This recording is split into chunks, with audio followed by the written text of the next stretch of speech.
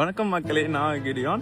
Student விசால Germany வாரத்துக்கு என்னென்ன டாக்குமெண்ட்ஸ் தேவை, உங்களோட யூனிவர்சிட்டி அப்ளிகேஷன் அண்ட் விசா ப்ரோசஸ்க்கு என்னென்ன டாக்குமெண்ட்ஸ் தேவைன்னு பார்க்க போறோம்.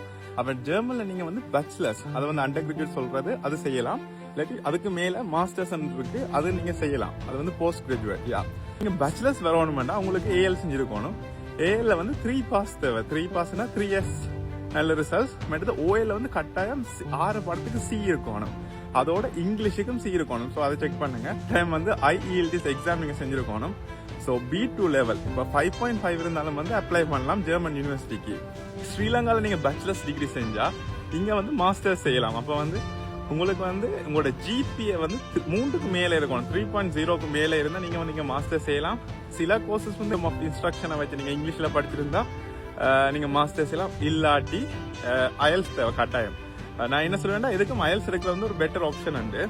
அண்ட் வந்து உங்களுக்கு ஒரு ஹாப்பி நியூஸ் என்னன்னா, உங்களுக்கு கணக்கு பேர் என்ன கேட்டிருக்கீங்க, ப்ரோ கைட் பண்றதுக்கு யாருமே இல்லைன்னு. ஸோ நாங்கள் எங்களோட ஆஃபீஸை வந்து ஜஃப்னால வந்து ஓப்பன் பண்ணியிருக்கிறோம். ஸோ உங்களுக்கு கீழே போட்டுருக்கணும் அந்த அட்ரஸ், ஃபோன் நம்பரும். ஸோ நீங்கள் டிரெக்ட் அங்கே போகலாம். ஃபாலோ பண்ண மறக்காதீங்க. மற்றது உங்களோட ஃப்ரெண்ட்ஸுக்கு ஷேர் பண்ணுங்க, லைக் பண்ணுங்க.